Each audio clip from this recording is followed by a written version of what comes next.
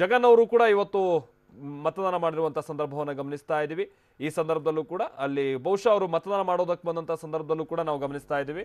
ಅಲ್ಲಿ ಇದ್ದಂಥ ಮತದಾರರ ಜೊತೆಗೆಲ್ಲ ಬಂದು ಅಲ್ಲಿ ಕೆಲವರು ಮಕ್ಕಳನ್ನೆಲ್ಲ ಕರ್ಕೊಂಬಂದಿದ್ರು. ಅವ್ರನ್ನೆಲ್ಲ ಮಕ್ಕಳನ್ನ ಎತ್ತಿ ಆಡಿಸಿ ಅವ್ರ ಹಿಂದಿನ ಅವ್ರ ಸ್ಟೈಲ್ ಇರುತ್ತಲ್ಲ ಅದೇ ರೀತಿಯಾಗಿ ಅವರು ಮತದಾನಕ್ಕೆ ಮುಂದಾಗ್ತಾ ಇದ್ದಂಥ ಸಂದರ್ಭವನ್ನು ಗಮನಿಸ್ತಾ ಇದ್ವಿ. ಜನರ ಜೊತೆಗೆಲ್ಲ ಅವರು ಸೇರ್ತಾ ಬೆರೆಯುವಂಥ ಪ್ರಯತ್ನವನ್ನು ನಾನು ಮಾಡ್ತಾ ಇದ್ದೀನಿ ಅಂತ. ಆಮೇಲೆ ಕವಿತಾ ಅವರು, ಚಂದ್ರಶೇಖರ್ ರಾವ್ ಅವರ ಮಗಳು, ಅವರು ತೆಲಂಗಾಣದಲ್ಲಿ ಮತದಾನ ಮಾಡಿದಂಥ ಸಂದರ್ಭವನ್ನು ಗಮನಿಸ್ತಾ ಇದ್ದೀವಿ ನಾವಿಲ್ಲಿ. మా స్వగ్రామమైనటువంటి కోతంగల్ గ్రామం బోధన్ నియోజకవర్గం నిజామాబాద్ జిల్లాలో నేను ఓటు హక్కును వినియోగించడం జరిగింది. అందరినీ కూడా రిక్వెస్ట్ చేస్తూ ఉన్నాను, ప్రజాస్వామ్యంలో ఓటు హక్కు అత్యంత విలువైనది. దయచేసి అందరూ కూడా మీ యొక్క ఓటు హక్కుని ఈరోజు వినియోగించవలసిందిగా, తెలంగాణ వ్యాప్తంగా వినియోగించవలసిందిగా కోరుతా ఉన్నాను. మరి నిజామాబాద్ ఎన్నిక కొంత ప్రత్యేకమైనటువంటి ఎన్నిక. దాదాపు 12 ఈవీఎంలతోని ప్రతి పోలింగ్ స్టేషన్లో ఉన్నటువంటి సందర్భం. మేము పొద్దున మాక్ పోలింగ్కి వెళ్ళినప్పుడు మరి చాలా లోపాలు కనిపించినాయి. కాబట్టి ఎలక్షన్ కమిషన్ని మేము రిక్వెస్ట్ చేస్తూ ఉన్నాము. ఇదివరకు కూడా రిక్వెస్ట్ చేస్తాము, మళ్ళీ కూడా రిక్వెస్ట్ చేస్తూ ఉన్నాము. కొంచెం ఎక్కువ ఫెసిలిటీస్ క్రియేట్ చేయగలిగేటటువంటి ప్రయత్నం చేయగలరని విజ్ఞప్తి చేస్తూ ఉన్నాము. ప్రధానంగా వృద్ధులకు అగుపించేటట్టుగా రూమ్స్లలో ఫెసిలిటీస్ లేవు. ఒకటి.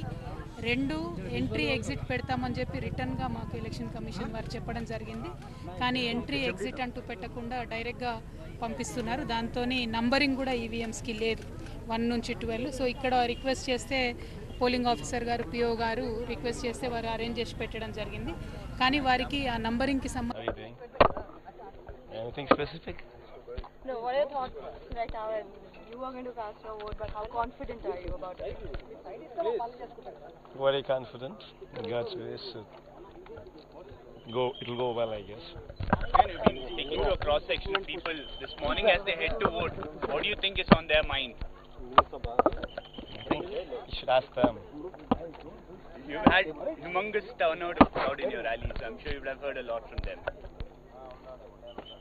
I'm pretty sure people are looking for a change, and I hope it would happen. Okay. And any particular appeal for the people, to come out and vote, or for the first-time voters as well from your end? Vote for change. Vote without fear. Okay, thank you. మంచి నాయకుని ఎన్నుకుంటే మంచి ప్రభుత్వం ఉంటుంది. పోయిన సంక్షేమం మళ్ళీ సంక్షేమం తెచ్చుకోమని ఒక్కసారి ఆలోచన చేయమని, విఘ్నత కలిగి ఓటు వేయమని ఆలోచించమని కోరుతా ఉన్నా. రాష్ట్ర ప్రజానికి అందరినీ కూడా కోరుతా ఉన్నా. ప్రతి ఒక్కరు ఓటు విలువ, ప్రతి ఒక్కరు ఎవరు ఇంట్లో ఉండకుండా ప్రతి ఒక్కరు ఓటు వినియోగించుకోవాలని కోరుతా ఉన్నా. మంచి నాయకుని ఎన్నుకోమని కోరుతా ఉన్నా. మంచి నాయకుని ఎన్నుకోకపోతే పరిపాలన కూడా అలాగే మనం ఈరోజు తీసుకున్న డెసిషన్, మనం 5 సంవత్సరాలు బాధపడేది మనమే. కాబట్టి మంచి నాయకుని ఎన్నుకోమని కోరుతా ఉన్నా. ಇಲ್ಲಿ YS ವಿಜಯಮ್ಮ ಅವರು, ಅಂದರೆ ಜಗನ್ ಅವರ ತಾಯಿ, ಅವರು ಕೂಡ ಮತದಾನ ಮಾಡಿದಂಥ ನಂತರದಲ್ಲಿ ಮಾತನಾಡಿದಂಥದ್ದನ್ನು ನೋಡಿದ್ವಿ. ಆಮೇಲೆ ಕವಿತಾ ಅವರು ತೆಲಂಗಾಣದಲ್ಲಿ ಅವರು ಈ ಬಾರಿ ನಿಜಾಮಾಬಾದಿಂದ ಸ್ಪರ್ಧಿಸ್ತಾ ಇದ್ದಾರೆ. ಹೀಗೆ ಈ ಬಾರಿ ಬಹಳ ಕುತೂಹಲ ಕೇಳಿಸ್ತಾ ಇರುವಂಥ ಬಹಳಷ್ಟು ಕ್ಷೇತ್ರಗಳು ಕೂಡ ಇದೆ ಆಂಧ್ರದಲ್ಲಿ, ಜೊತೆಗೆ ತೆಲಂಗಾಣದಲ್ಲಿ. ಆಂಧ್ರದಲ್ಲಿ ವಿಧಾನಸಭಾ, ಲೋಕಸಭೆ ಎರಡಕ್ಕೂ ಕೂಡ ಎಲೆಕ್ಷನ್ ನಡೀತಾ ಇರೋದು. ಚಂದ್ರಮೋಹನ್ ನಮ್ಮ ಪ್ರತಿನಿಧಿ ಇದಕ್ಕೆ ಸಂಬಂಧಪಟ್ಟಂತೆ ಮತ್ತಷ್ಟು ಡೀಟೇಲ್ಸ್ ಅನ್ನು ಕೊಡ್ತಾರೆ. ಚಂದ್ರಮೋಹನ್, ಈ ಎರಡೂ ರಾಜ್ಯಗಳ ಮತದಾನಕ್ಕೆ ಸಂಬಂಧಪಟ್ಟಂತೆ ಒಂದು ಕಡೆ ಲೋಕಸಭಾ ಚುನಾವಣೆ ನಡೀತಾ ಇದೆ ತೆಲಂಗಾಣದಲ್ಲಿ, ಇಲ್ಲಿ ಆಂಧ್ರದಲ್ಲಿ ಲೋಕಸಭಾ ಜೊತೆಗೆ ವಿಧಾನಸಭೆ ಎರಡೂ ಕೂಡ ಎಲೆಕ್ಷನ್ ನಡೀತಾ ಇರುವಂಥದ್ದು. ಏನೇನು ಹೈಲೈಟ್ಸ್ ನಮಗೆ ಬೆಳಗಿನ ಸಂದರ್ಭದಲ್ಲೇ ಗೊತ್ತಾಗ್ತಾ ಇದೆ? ಹೇಗೆ ನಾಯಕರೆಲ್ಲ ತಮ್ಮ ಕಾನ್ಫಿಡೆನ್ಸ್ ಅನ್ನು ಬೆಳಗಿನ ಸಂದರ್ಭದಲ್ಲೇ ವ್ಯಕ್ತಪಡಿಸುವ ಮುಖಾಂತರವಾಗಿ ಪಕ್ಷ ಅಧಿಕಾರಕ್ಕೆ ಬರುತ್ತೆ ಅನ್ನುವಂಥ ವಿಶ್ವಾಸದಲ್ಲಿದ್ದಾರೆ, ಏನು ಕತೆ? ಹೌದು ಮಲ್ತೇಶ್, ಇವತ್ತು 17ನೇ ಲೋಕಸಭೆಯ ಮೊದಲ ಹಂತದ ಮತದಾನ ದೇಶದ 91 ಲೋಕಸಭಾ ಕ್ಷೇತ್ರಗಳಲ್ಲಿ ನಡೀತಾ ಇದೆ. ಜೊತೆಗೆ 4 ರಾಜ್ಯಗಳ ವಿಧಾನಸಭಾ ಚುನಾವಣೆ ಕೂಡ ನಡೀತಾ ಇದೆ.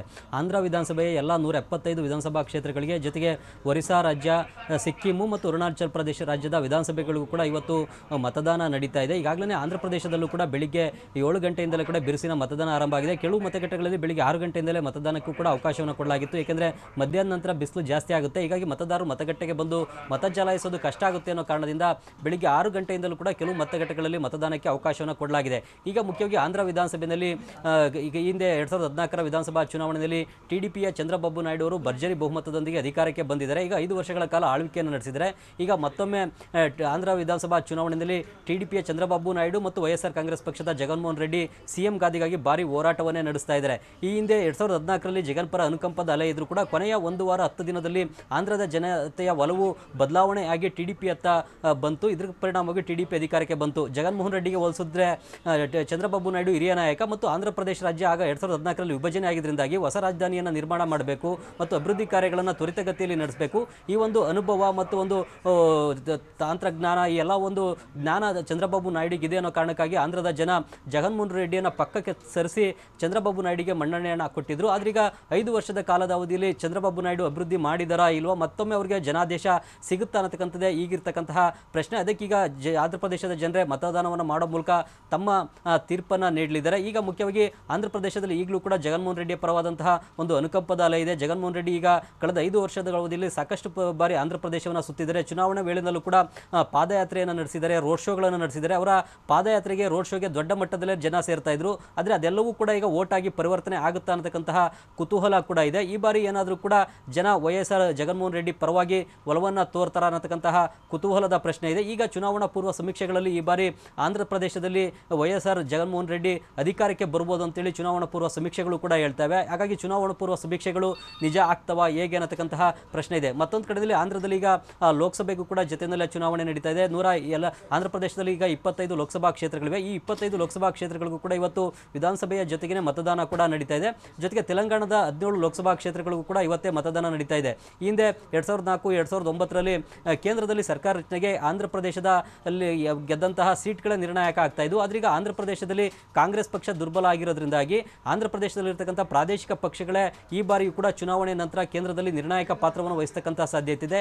ಒಂದು ವೇಳೆ NDA UPA ಯಾವುದೇ ಪಕ್ಷಕ್ಕೂ ಕೂಡ ಬಹುಮತ ಸಿಗದೇ ಇದ್ರೆ ಕೇಂದ್ರದಲ್ಲೂ ಕೂಡ ಸರ್ಕಾರ ರಚನೆಯಲ್ಲಿ TDP, ವೈಎಸ್ಆರ್ ಕಾಂಗ್ರೆಸ್ ಮತ್ತು ತೆಲಂಗಾಣದ TRS ಪಕ್ಷಗಳೇ ನಿರ್ಣಾಯಕ ಪಾತ್ರವನ್ನು ವಹಿಸಬಹುದು. ಹೀಗಾಗಿ ತೆಲುಗು ರಾಜ್ಯದ ಈ 3 ಪ್ರಾದೇಶಿಕ ಪಕ್ಷಗಳು ಲೋಕಸಭಾ ಚುನಾವಣೆಯ ಬಳಿಕ ಕೇಂದ್ರದಲ್ಲಿ ನಿರ್ಣಾಯಕ ಪಾತ್ರವನ್ನು ವಹಿಸೋದ್ರಿಂದಾಗಿ ಈ 2 ರಾಜ್ಯಗಳಲ್ಲೂ ಕೂಡ ಈ 3 ಪಕ್ಷಗಳು ಎಷ್ಟೆಷ್ಟು ಸ್ಥಾನವನ್ನು ಗಳಿಸ್ತವೆ ಅನ್ನತಕ್ಕಂಥದ್ದು ಕೂಡ ಸಾಕಷ್ಟು ಕುತೂಹಲವನ್ನು ಕೆರಳಿಸಿದೆ. ಈಗಾಗಲೇ TDP NDAಯಿಂದ ಹೊರ ಬಂದಿದೆ. ಆದರೆ UPAನೂ ಕೂಡ ಸೇರಿಲ್ಲ ಮತ್ತು ಕಾಂಗ್ರೆಸ್ ಜೊತೆಗೆ ಮೈತ್ರಿಯನ್ನು ಮಾಡಿಕೊಂಡು ಆಂಧ್ರ ವಿಧಾನಸಭಾ ಚುನಾವಣೆಯನ್ನು ಎದುರಿಸ್ತಾ ಇಲ್ಲ.